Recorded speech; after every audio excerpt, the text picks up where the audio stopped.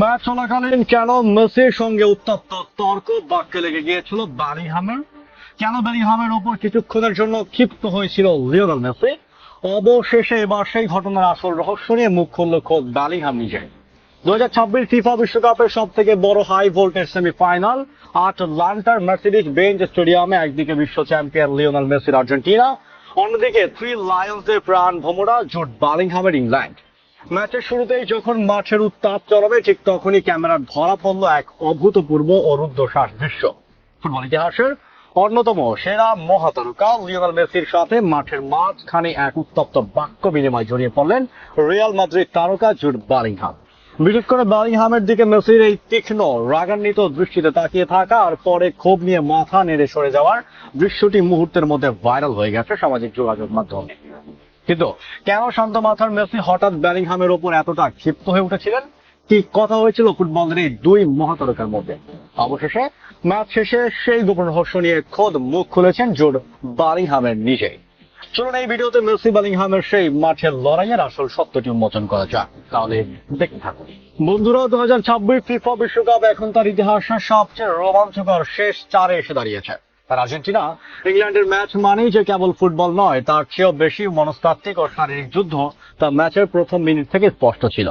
আটলান্টায় খেলা শুরুর পর থেকে দুই দলই অত্যন্ত কড়া শারীরিক লড়াই, একের পর এক বিপজ্জনক ট্যাকল আর ফাউলের খেলায় মেতে ওঠে। ঠিক তেমনই এক উত্তেজনাকর মুহূর্তে মুখোমুখি হন টুর্নামেন্টের সবচেয়ে আলোচিত দুই ফুটবলার মেসি ও বেলিংহাম। ম্যাচের শুরুর দিকে এক ফাউলকে কেন্দ্র করে মেসির দিকে তেড়ে গিয়ে তর্ক করতে দেখা যায় বেলিংহামকে। কথোপকথনের শেষ দিকে মেসির সেই তীক্ষ্ণ ও গম্ভীর লুক ভক্ত সমর্থকদের মাঝে এক বিশাল রহস্যের জন্ম দেয়। চলুন ম্যাচ শেষে খোদ জুড বেলিংহামের দেওয়া বক্তব্য থেকে সে উত্তপ্ত তর্কের আসল রহস্যটি খতিয়ে দেখা যাক।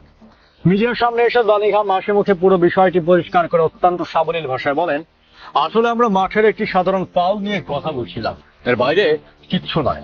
আমি জানি সবাই এটাকে বড় কিছু বানানোর চেষ্টা করবে, কিন্তু সত্যি বলতে এখানে বিশেষ বা নেতিবাচক কোনো ঘটনা ঘটেনি। বেলিংহাম সে কথোপকথনের ভেতরের কথা ফাঁস করে আরো বলেন, আমি তখন মেসিকে বলেছিলাম একটু আগে আমার উপর একটা ফাউল হয়েছিল। তখন সে পাল্টা জবাবে বলল, তাহলে আমার উপর হওয়া ফাউলগুলোর কি হবে? আমি শুধু রসিকতা করে শুধু বলেছিলাম, তুমি শুধু যথেষ্ট শক্তিশালী মেসি, এটা তুমি সহজে সামলে নিতে পারবে, ব্যাস এতটুকুই। অর্থাৎ বাইরে থেকে যতটা যুদ্ধংদেহী মনে হয়েছিল, মাঠের ভেতর তা ছিল কেবলই দুই বিশ্বসেরা তারকার মনস্তাত্ত্বিক লড়াই। মাঠের এই প্রাথমিক উত্তেজনা ম্যাচ জুড়ে বজায় থাকলো ম্যাচ শেষ পর্যন্ত, কিন্তু হাসি মুখে মাঠ ছেড়েছে আর্জেন্টিনা।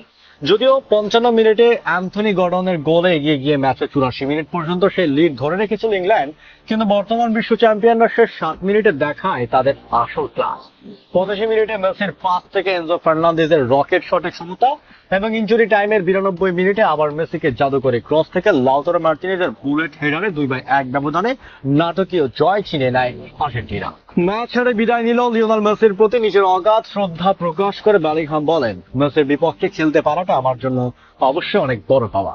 তার প্রতি আমার কোনো ধরনের বিরূপ মনোভাব নেই। অবশ্যই তুমি ফাইনালে হেরে যাওয়াটা খুব কষ্টের, কিন্তু মেসির মতো একজন লিজেন্ডের বিপক্ষে মাঠে নামতে পারাটা অনেক বড় সম্মানের। তো বন্ধুরা, মাঠের ভেতর লিওনেল মেসি ও জুড বেলিংহামের এই উত্তপ্ত বাক্য বিনিময় এবং ম্যাচ শেষে বেলিংহামের দেওয়া এই সুন্দর ব্যাখ্যাকে আপনারা কিভাবে দেখছেন? জুড বেলিংহামের এই স্পোর্টিং মানসিকতা কি সত্যি প্রশংসার দাবিদার নয়? কমেন্ট বক্সে আপনার মূল্যবান মতামত লিখে জানান।